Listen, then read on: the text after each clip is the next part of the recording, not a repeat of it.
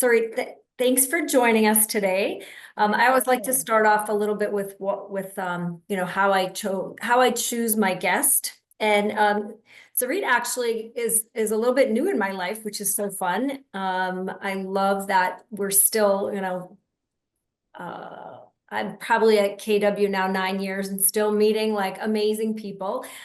For those of you that were on a couple months ago, I had Paige Martin on, and she, as you all know, is one of my closest friends, love her dearly. And one of the last events that we went to, she couldn't make it, but she coordinated a dinner for us, which she loves to do that.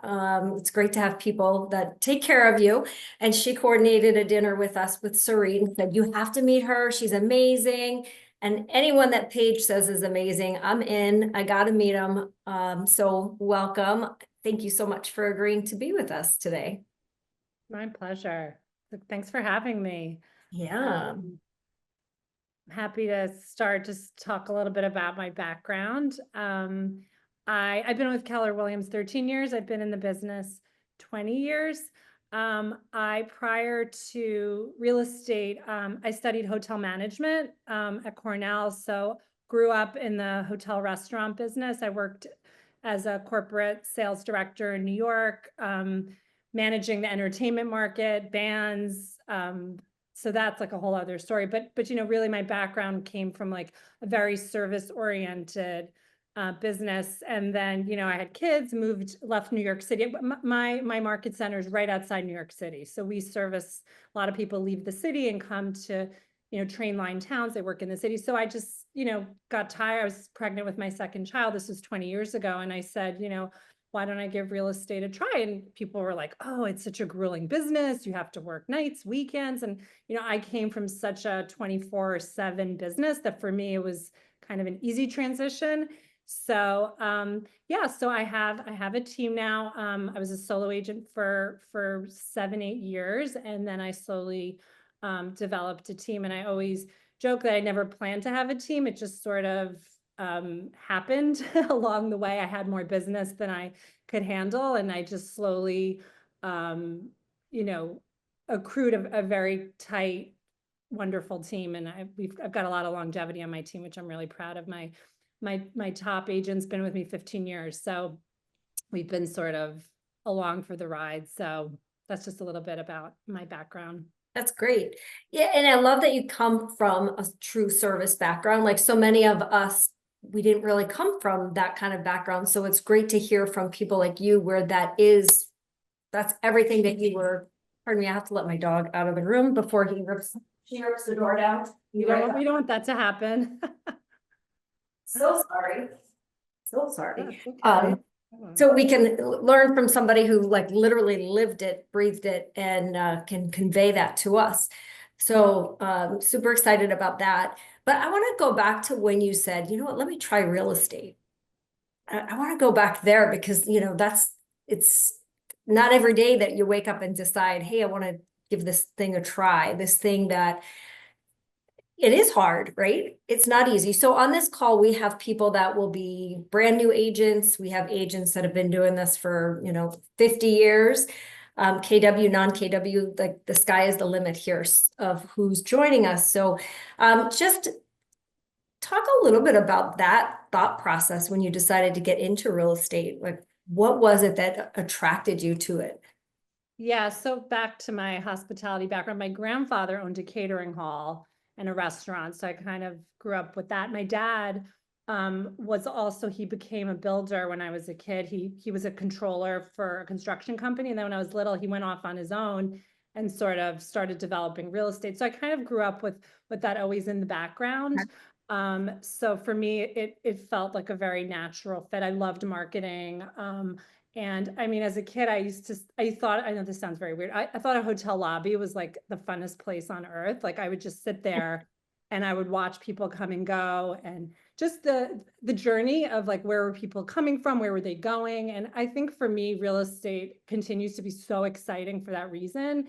And, I think of like leaving production, but I always get pulled back in because I really do enjoy like that part of it. I'm just curious about people and my team and I were really proud. We'll talk more about like longevity and repeat clients and all that. But I really feel like it's a lot of fun, like shepherding people through their journey. Like I have a client right now that we're on our 6th transaction, and him and his family bought their starter home, and then they moved to California. Then they came back, and I sold them another house, and then they got divorced, and I sold him a house. And now he has someone new in his life, so he's selling his old house. And just, we all know those stories, but for me, it's just really rewarding and exciting. So that's part Yeah, of absolutely. it. When they show the trust and the care to keep coming back for more, even especially when they go through life changes like that. Because sometimes that, they want to start completely fresh, but they Exactly. trusted you to stay in their life. So that's a Yeah. huge compliment. Yes. Yes, it is. Nice. So when we kind of just chatted a little bit yesterday, just to prepare for today, one of the things that you said, which I wrote down, is that you never say the words "no problem." It's always my pleasure. And this really hit home with me because we're doing so much of the Phil Jones. Yeah. We're constantly training, doing the Phil Jones stuff. We're role playing as a team. So talk to us a little bit about that and how you kind of hold your team accountable to also using the same terminology and the same care that you use. Yeah. Yeah. I mean, we always want to anticipate their needs. And so my feeling is, and again, you can be a solo agent or a big team. I mean, when a client has to ask for something, I feel like we failed. Like whatever it is, we go into attorney review, we have a detailed what's next email lined up, recommended inspectors, here's when you're, all the steps, because there's so much to remember. And then, before closing, the utility reminders, we have a document of all our favorite, not just vendors, but like restaurants and preschools and, dry cleaners. So it's just like, we have that document teed up and we send it to them before, in terms of, when do I have to, when is the deal firm?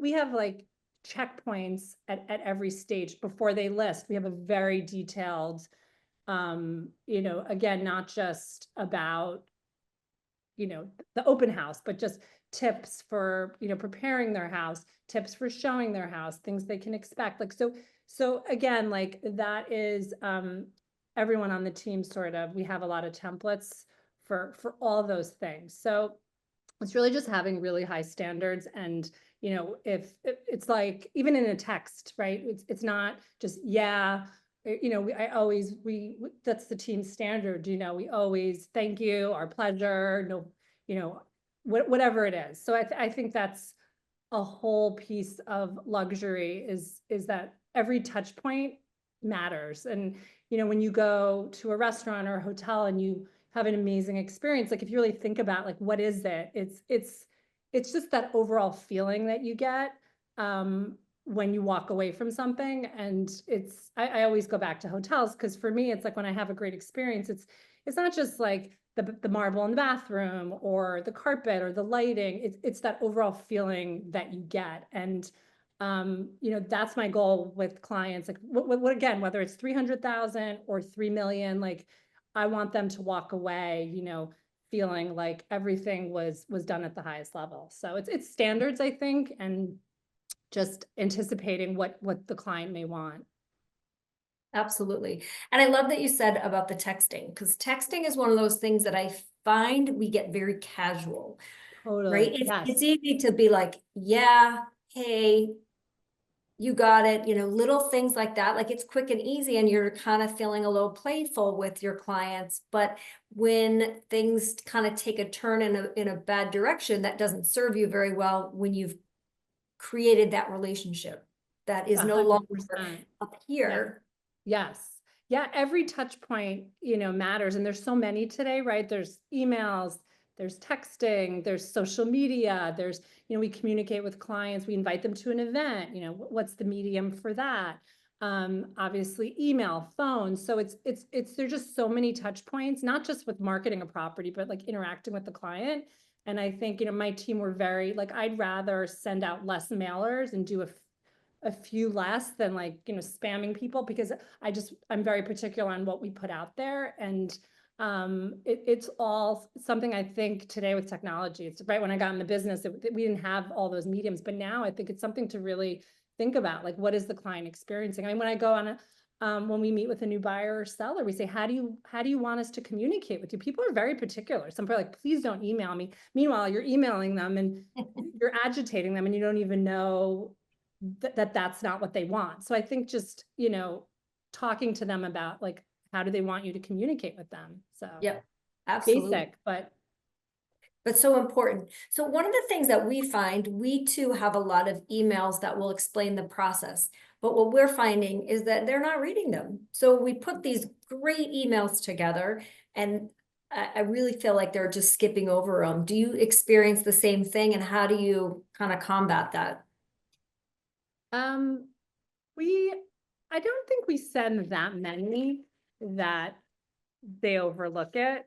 They're pretty tailored. So, obviously we have a template, but then we modify it, to adjust to whatever the closing date or, so it is pretty personalized. We haven't really had that problem.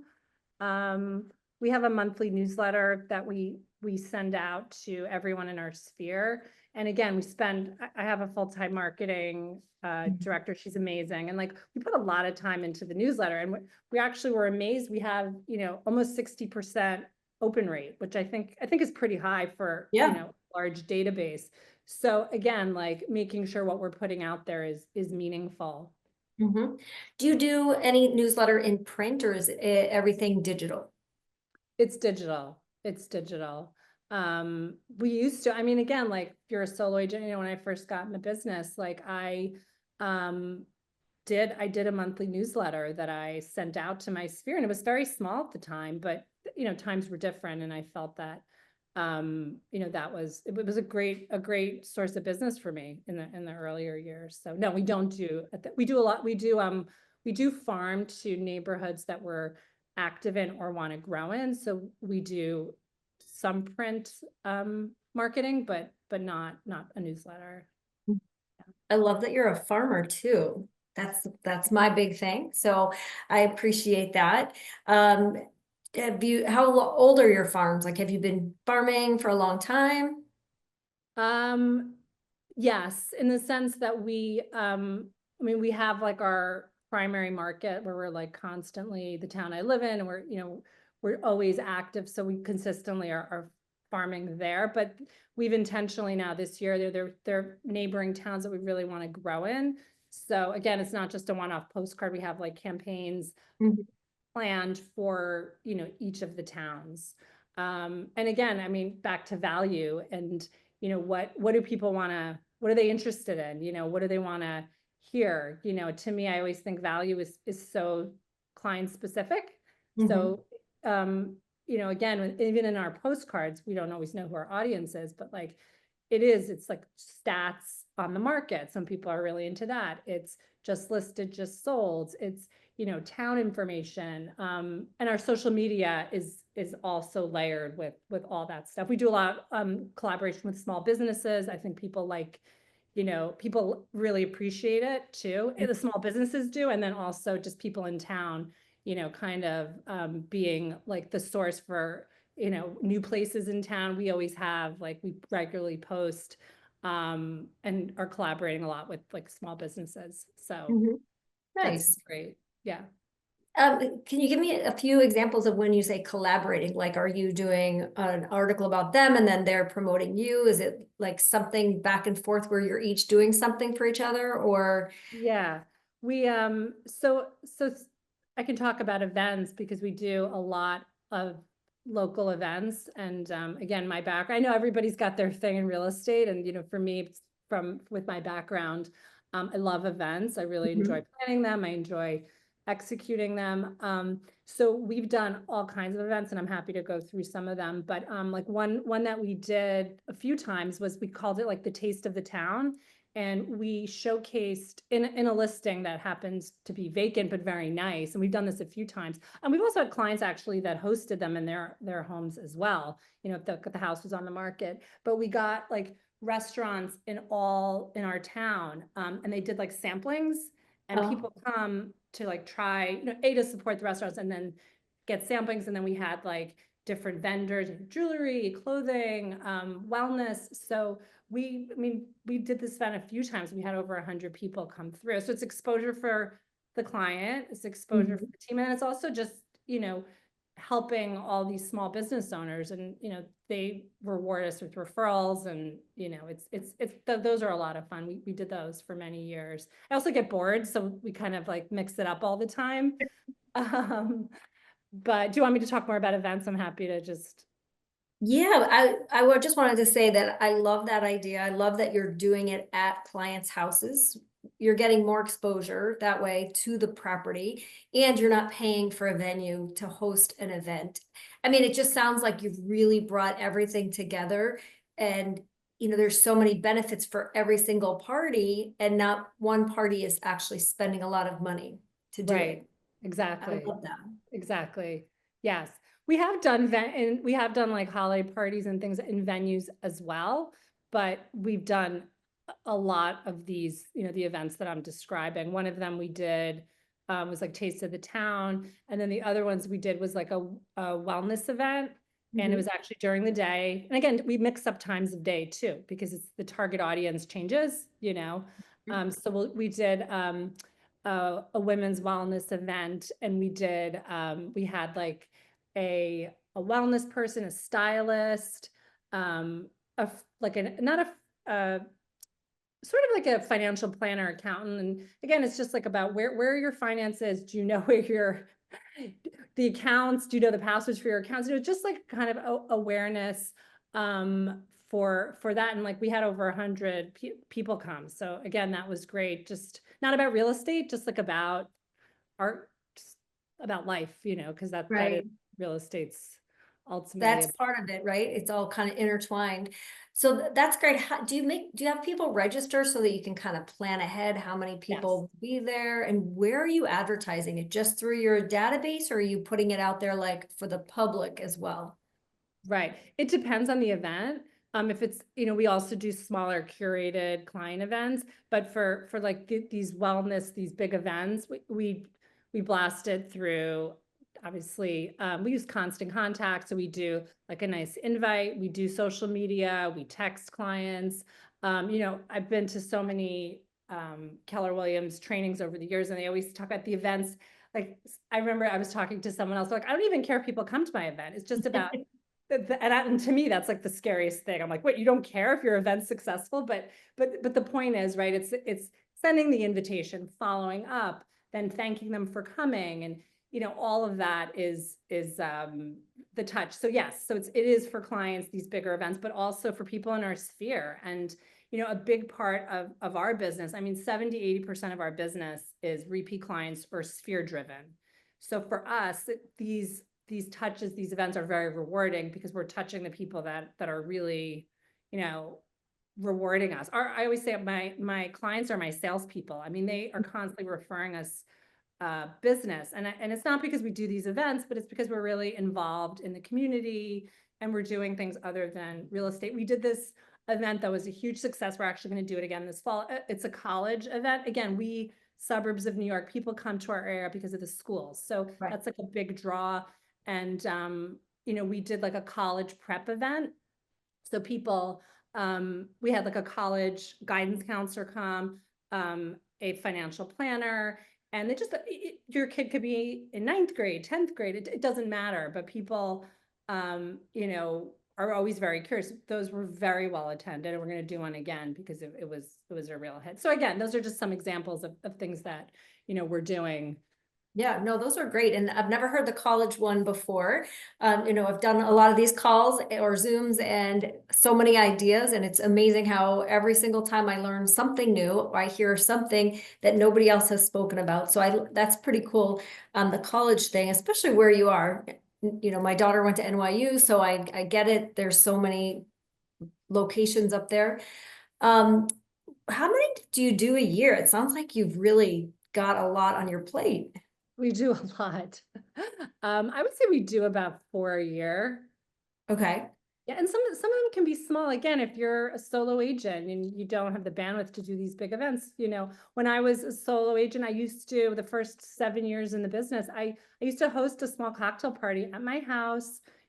20 people, 25 people came, but those first time buyers, they've now since referred countless clients to me, and they've moved a few times. So again, just those touch points. So you can do it. We're doing this spring.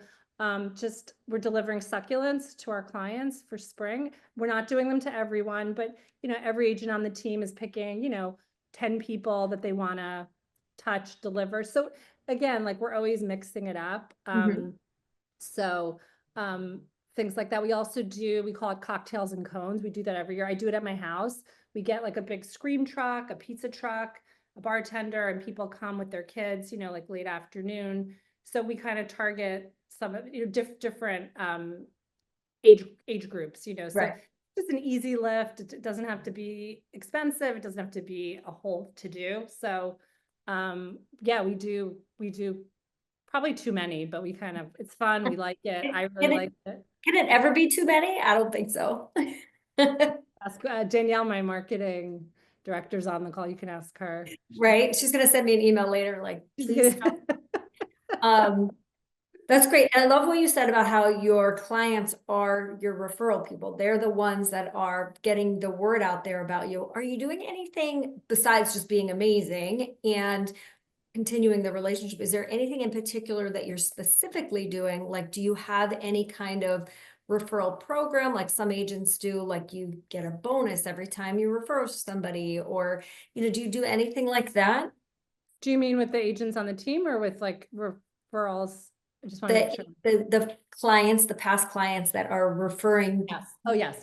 Sorry. I wanted to make sure I understand your question. Definitely. We always send a thank you gift. And even if they don't close, like, because Yeah. that's not the referring person's problem, like something, Yeah.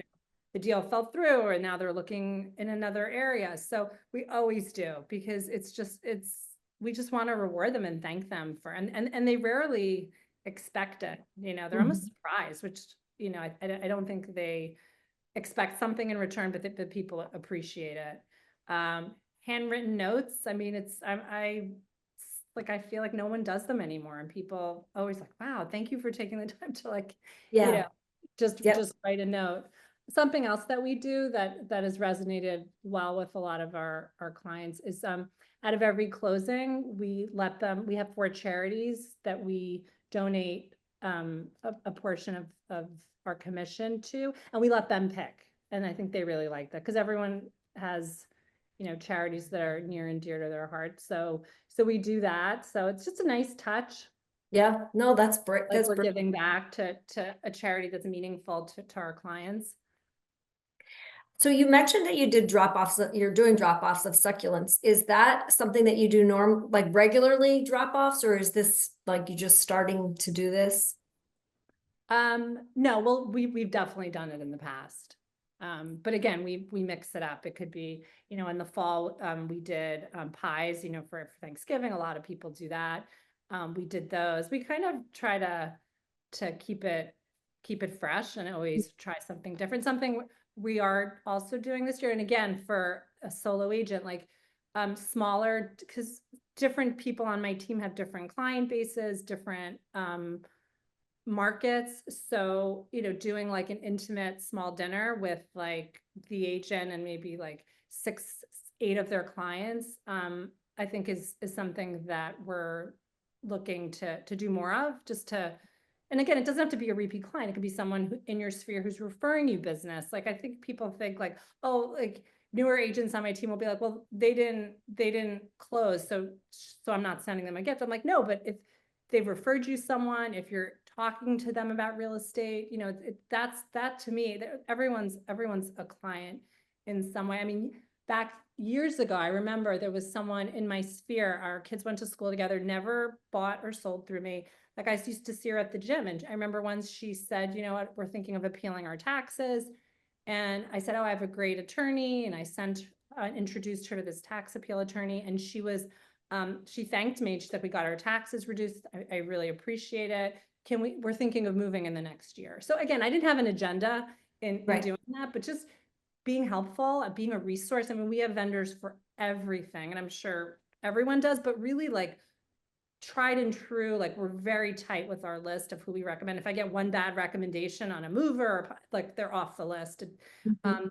So things like that. But then they ended up buying 2 houses with me, and they've since referred me people. So again, like I think a lot of agents don't, do the right thing, do what you say. Like those really basic things, I think go a long way with people.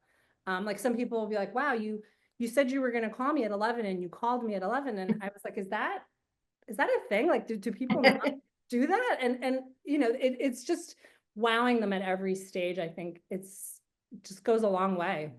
Yeah, absolutely. And what I find it is not always about the amount of money you're spending, like the little gifts that you're sending, the drop-offs, like the succulents. I don't know what you're paying for those, but it's probably not a fortune. And No, people are just so appreciative because you took the time, you thought about them, you went to the effort of getting it delivered to them. It's today we're so busy, we're running, we don't all a lot of us don't take the time to appreciate each other. So when we do get appreciated, it's so surprising because it yeah, just doesn't happen. right. Exactly. Yeah. Yeah. Can you give us a few ideas of other things that you've done for drop-offs? Over the years, what we've I done. might have to steal a few of them. We're big on drop-offs. Like that's one of our big things. So maybe you'll give me something new and fresh. What else have you I have done? to think. I mean, every year we're always like mixing it up. Like we don't even have. I mean, we've done like holiday. Like there's an amazing bakery in our town that I happen to be friendly with the owners. And they're everyone knows their desserts are like outrageous. So, we've done like holiday time, we've done drops off that. There's this famous like pie place in town that, everyone like loves. They're actually 2 towns over, but everyone like knows. So we did like holidays stuff for them. We've done mums in the fall, around here, everyone's market's different. Yeah. We're doing succulents now. Um, we did a like beat the winter blues party once because everyone's like inundated, right? Holiday party in December and it's like a chore to go. So we did one of our best events was at the end of January, and like we had over 100 people come, and it was my team was much smaller at the time, but it was just, things like that. So that's not a drop off, but that's just like an Right. interesting, I think, touch that People were ready to get out of the house. exactly. Yes. Yeah. Yeah. So one Um, thing I noticed is you always have a fun name for your event. Like I don't know if you like think about that, but like you're saying it and I'm thinking like we just did an event and it was like client appreciation event. So now we're gonna change that. We're gonna give our stuff fun names from now on. Because yeah, it makes it sound more exciting. it makes you sound Anna, more are you excited. on here? Please write that down. Take note. Oh, that's fun.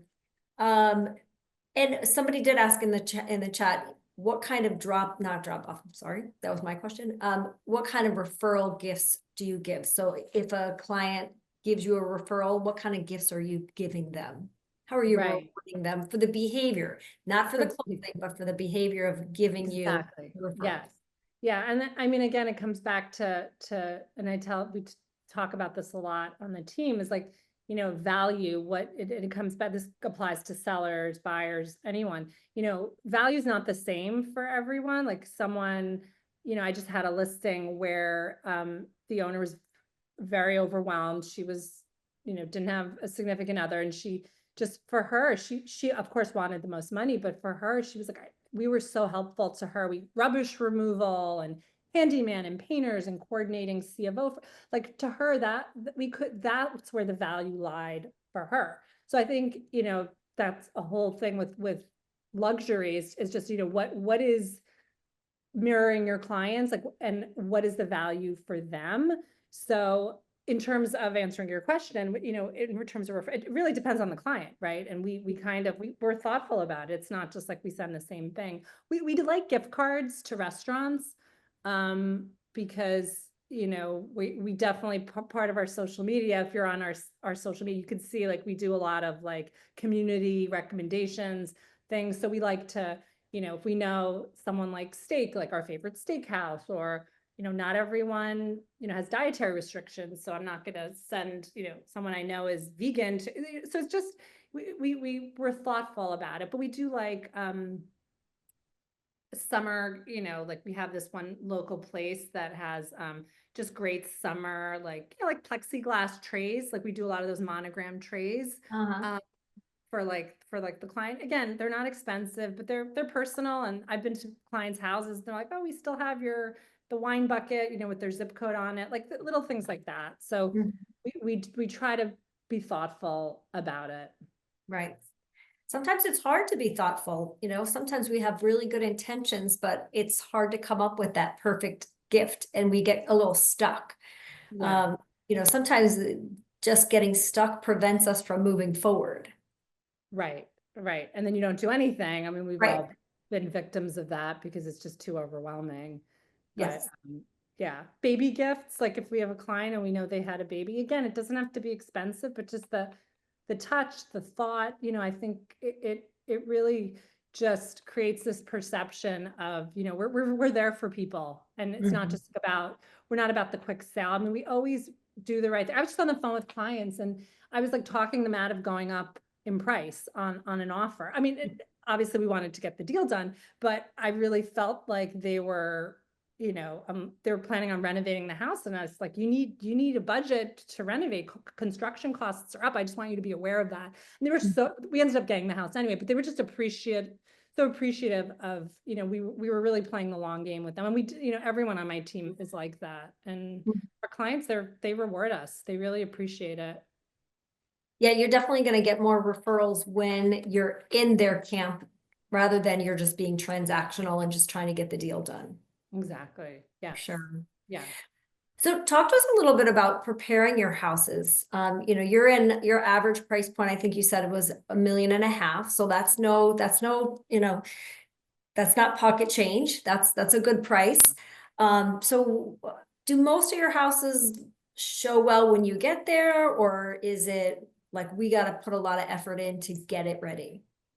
Yeah, no, that's a great question. I mean, our price point is a nice amount, but we also, I mean, we have $400,000 clients. And so we treat everybody the same. And, I've had a $3,000 rental turn into a $3 million client down the road. So again, we really treat everyone the same. Look, every listing's not the same. I mean, our luxury properties are a lot more labor intensive on many fronts, obviously. Like, we use a very high-end videographer. We have to accompany, which Mhm. takes up a lot of time. So things like that, are part of a higher end listing. So my point is they're not exactly the same, but we Right. use the same photographer, for all our listings. We always tell sellers it's about getting photo ready. That's really our goal. And we have someone on the team that is staging certified. We don't have in-house staging, but we have someone that, to me, that's worth so much money. We always pay for a staging consultation, but someone on the team is able to do that, to just get sellers ready. Yeah. And then they know what to do. So, some people, some sellers have great stuff and they don't, it's not like everybody gets staged. We're Yeah. really, tailoring depending on the client. Some properties need virtual staging. So we sometimes will do that.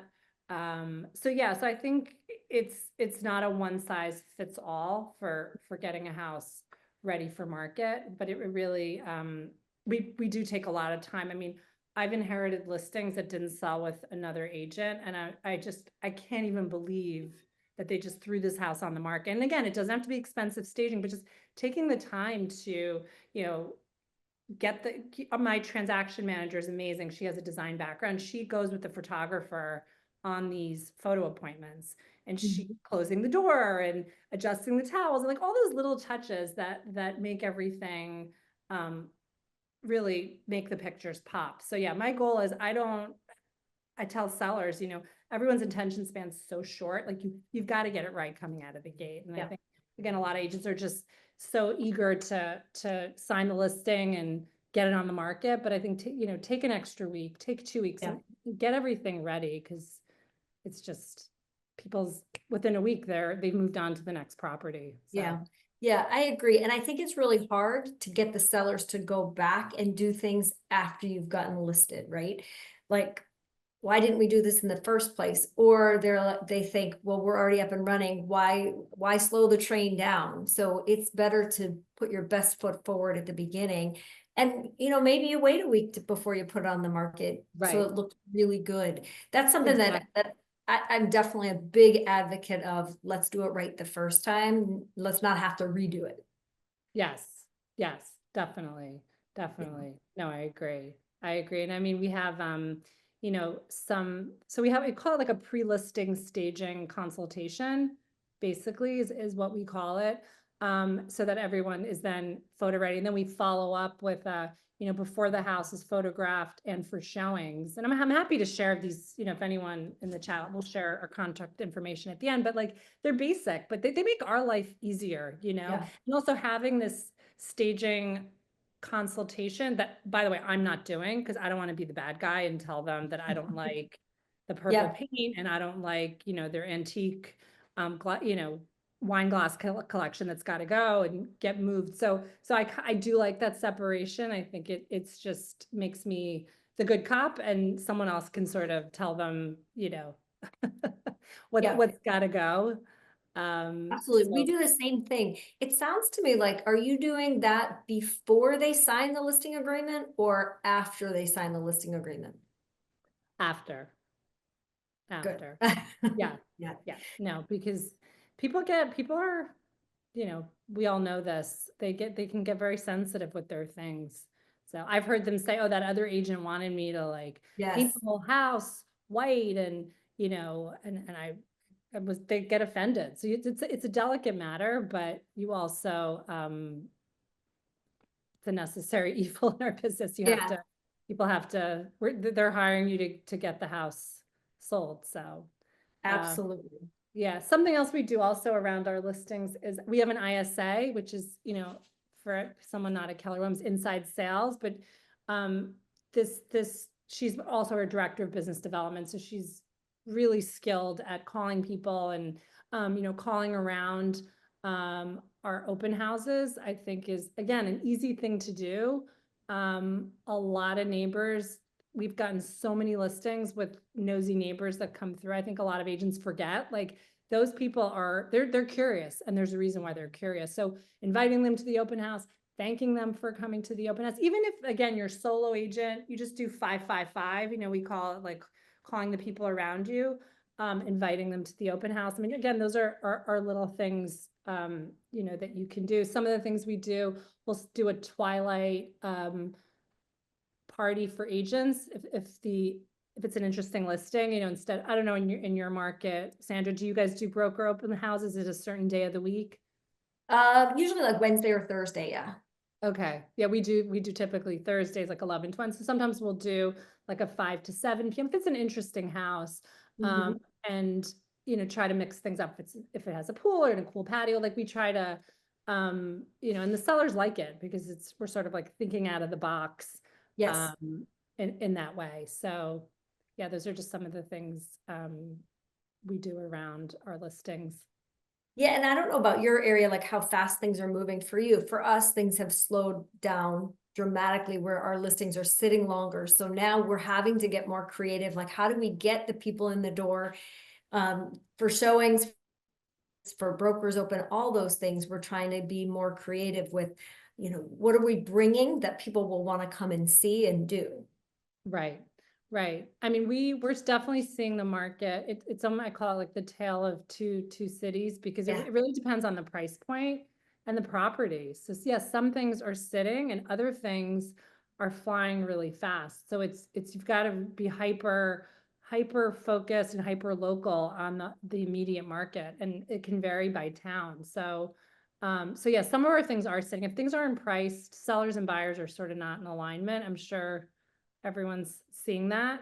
So yeah, that's been a challenge for sure in our market, for Yeah. sure. Yeah. We have a lot of that. And it's, it makes some very challenging conversations with your sellers who think that we're still in the pandemic price points, which we're not. So it's interesting. I mean, it's definitely for us become a skills market versus, just putting it out there and it'll go. It's not doing that anymore. Luckily, we've got the skills, but we're constantly training. Is there anything in particular that you are doing or your team from a training standpoint that you'd recommend to other people on here? I would say, know your market. I mean, again, it's so basic. Even if we have a new agent on the team and they don't have clients, particularly in that price point, I said, preview everything, be the expert. I mean, that's, how I really feel like I catapulted my business to a new level is I wasn't busy. I was very new, but I knew what I was talking about. Everybody likes to talk about what's going on in their neighborhood. And if you're not, don't know the market you're in. And so even if you're not busy, like know exactly what things are selling for, what's coming on, off market deals, like know the market. And I mean, because of there are less deals happening because supplies is so tight. We're really focusing more on skills. So we do script trainings. I mean, I'm sure we do it within the team and we also do it with our brokerage. But we do like a monthly script practice to really, this month we're doing, converting buyers. A lot of buyers, are coming into open houses and aren't ready to commit. So that's something, that we're going to, do a lot of skill building around this month. So Yeah, perfect. One thing that we brought back, which is so funny because we've never done this in my career, we started doing caravans again. Oh, we were just talking about that. Yes, I think it's a great idea. It's so funny. Like we just Yeah. up this week in our meeting. Yeah. Yeah, the thought process behind that is that we've got these properties that are sitting a little longer than they should be. We've got agents on the team who have buyers calling on their listings. They need to see the other listings so that they can sell not just their own, but sell the other listings on the team. Maybe give back some feedback to the listing agent, that maybe the listing agent didn't notice. And the seller feels like, oh, you're doing something above and beyond. So we just started that in It's March. great. We did our first one and I think it went well. I think it's a great idea, especially 'cause it can be this market's frustrating. So I think also just the camaraderie of Yeah. caravanning together, I think is great. Yeah. Yeah. And, just trying to get creative with what we're doing. And maybe somebody will see something in the house that we didn't see, but positive or negative, that can, change our marketing plan even. Yeah, I think it's great. Yeah, definitely. I'm going to write that. We're going to implement that. Yeah, let us know how that one goes for you. And the good thing is it's free, right? It doesn't cost us anything. We're not even serving food or anything. Yeah. Yeah, totally. So I usually like shift now to let the audience ask some questions, Sure. but before we do that, why don't you put your information in the chat, or if you want to just say it, Anna will type it Yeah. in for you. No, here, I mean, I can share it. I have it right here. I think I just, did you?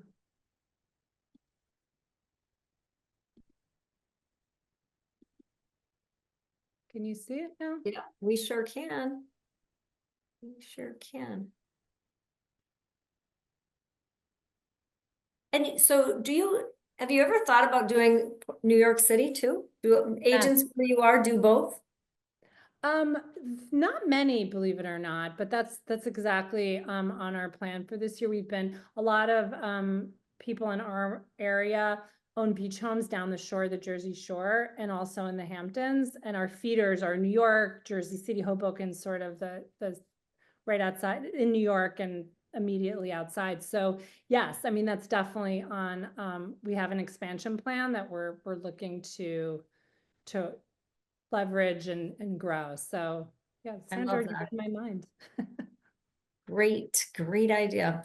All right, I'm going to just read some of the questions that we already have. And if you have any other questions, feel free to drop them in the chat or raise your digital hand. And I'm not that great at noticing the digital hand, so feel free to just shout it out as well. So let's see, what do we have? We have, I'm going through all the beginning ones. Oh, has professional video been a strong part of your marketing and keeping up with the marketing trends? Um, definitely. We not only in our listings, but definitely on social media. We were working hard to do more reels and, make our content more interesting. Videos, I have a caveat on videos.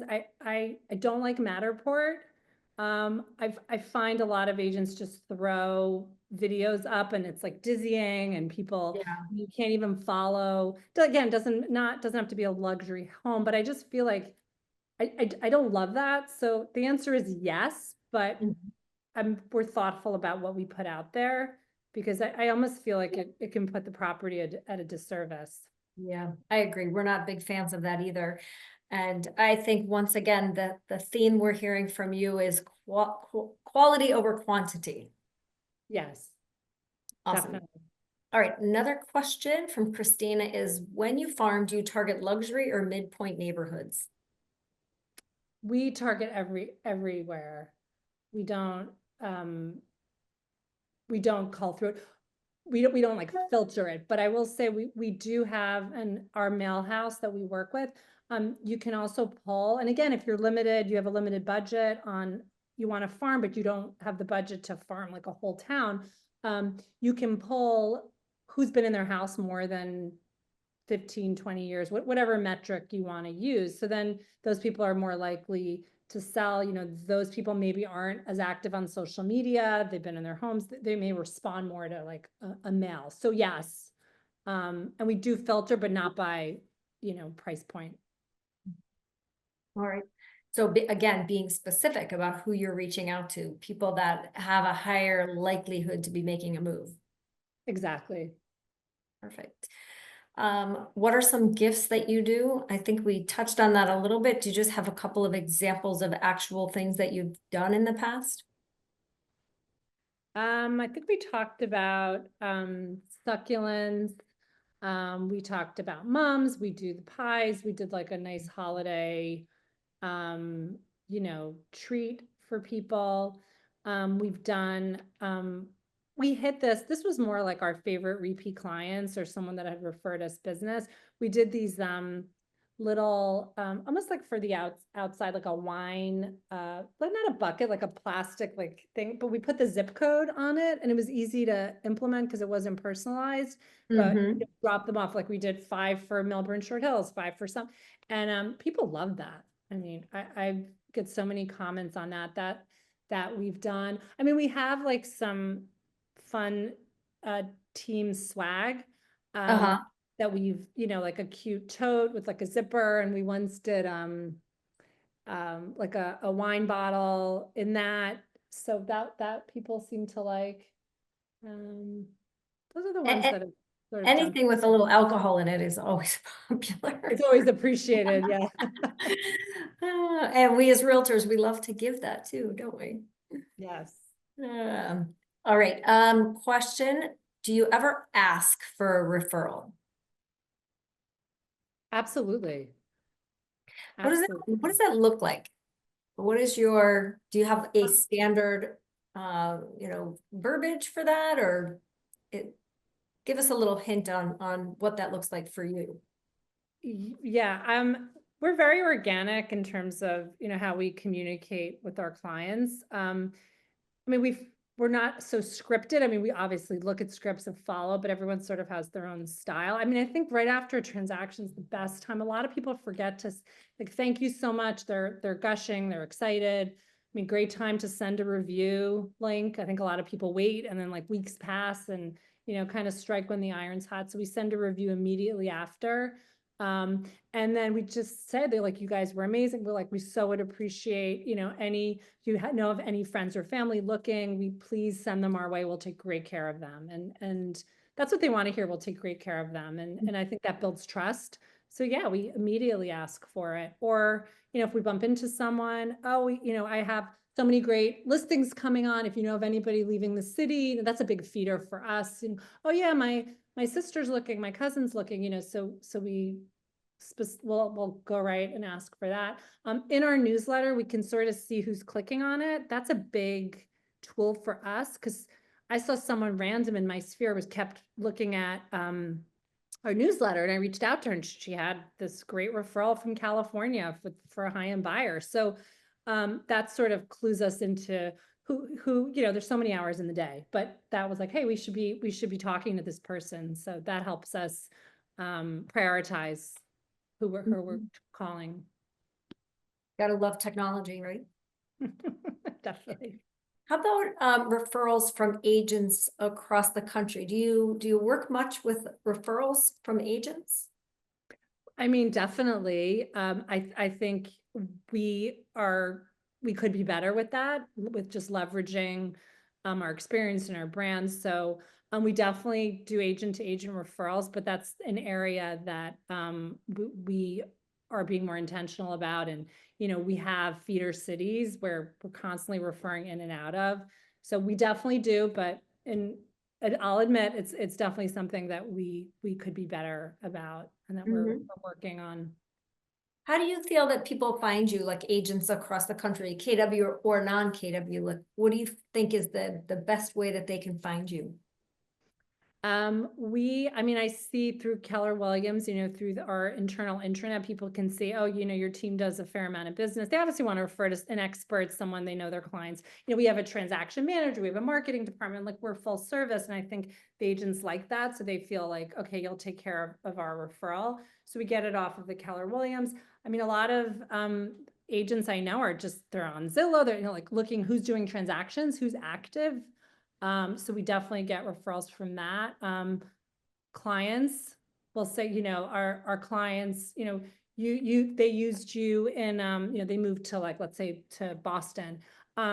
They used you in Boston. I mean, I'm sorry, they used you in New Jersey. When we moved to Boston, you came highly recommended. So we'll get agent referrals from our clients, basically. I love Do you that. see that, Sandra? Where do you get your agent to agent referrals from? Is it similar? I think a lot of ours come from, obviously, once we've done one, then you've opened that floodgate. We have 770 something Zillow reviews, 5-star Zillow reviews. So we actually get a lot from Zillow, believe it or not. And then Google, we have, I think, 630 something Google reviews. So we're really, have been purposeful at accumulating the reviews and trying to get, build that, the loyalty, the trust. People, when they see that, they think, okay, they've got the business and the team to take care of them. So I would say that, and then just, networking within, like meeting people like you and Paige, and amazing. just going to events and trying to meet as many people as possible and having open conversations about, how do we handle our clients versus how do they handle them? And if we have similar styles, then it's a good fit. Absolutely. Yeah, it's trust. I mean, it's not the way the client wants to trust us and needs to trust us. The same with the agents, right? You want the last thing you want is to refer a good client to someone out of the area and it be a disaster. I mean, we will definitely, we'll talk to 2 or 3 agents, in a market that we don't have a trusted partner. Yep. So we're, again, purposeful and really thorough about who we refer our clients to. Yeah. Yeah. Another great source for me is in Gary's group, like asking if there's like for me sending them, I'm always asking in that group, like, who do you use? Who do you trust? And then getting a good reference that way. So that's worked well for me, sending and receiving, but I definitely use that as an option very often. Yeah, totally. Yeah. It's a good one too. Well, we are coming to the end here. Anybody have another question. Do you do coaching? I'm not sure if they mean, do you have a coach or if you are a coach? Erin, do you want to give us more detail on that question? Or maybe you could sorry, I'm here. Yeah, no, I was just, you seem to be running a very well-organized business, and I was more curious if you are in coaching as a participant And if you feel comfortable saying how that's transformed your business as you've been growing a successful team. Yeah, I am I've been with Keller Williams 13 years. So I've done MAPS coaching a few times. I feel like, growing your business, it goes in like stages. It's not like, for me, I kind of move slowly. I'm more like the tortoise than the hare. Like I move in the right direction, but slowly. And I feel like during different stages in my business, I've had coaches for a long period, and then I'll take a break and then I'll go back. And it's funny, Sandra, I took her recommendation, and I'm going to sign up with a new coach because I feel like I'm at that stage now where I think it's time to sort of turn, a new chapter. So I mean, that's what's so fun about this business. I feel like it's ever changing, and it can be so rewarding to wherever you are in your life. So to answer your question, I was not this past 2 years, but I'm about to go back again into coaching. So Watch out, world. She's gonna be on fire. 150 last year, 300 next year. Yeah, that last year was our best year. So we're coming out of, was really exciting. Yeah, you had a great year. And Saritte, thank you so much for everything. Really appreciate you taking the time today, and hopefully you'll get some great referrals. I've had a few people ask about sharing some of your templates. Is that Sure. something that you're comfortable with? Absolutely. If you wanna, I You can can send reshare them my to me info. and I can Yeah, send them out. Might be the sure. easiest. Sure. Yeah. And if someone, you can scan my info, and, if you think of something else, feel free to reach out. You can go through Sandra, whatever works. Perfect. You might get bombarded, but there'll be great referral agents. So No, this is fun, and I so appreciate. Thanks for thinking of me, Sandra. This is a lot of fun, and thank you. Thank you for being here. And I can't wait to see what you do next year. you All right. too. Take care. Thank you, everybody, Thanks, for being here. everyone. Have a Appreciate you great all. day. Take Bye-bye. care. Bye-bye.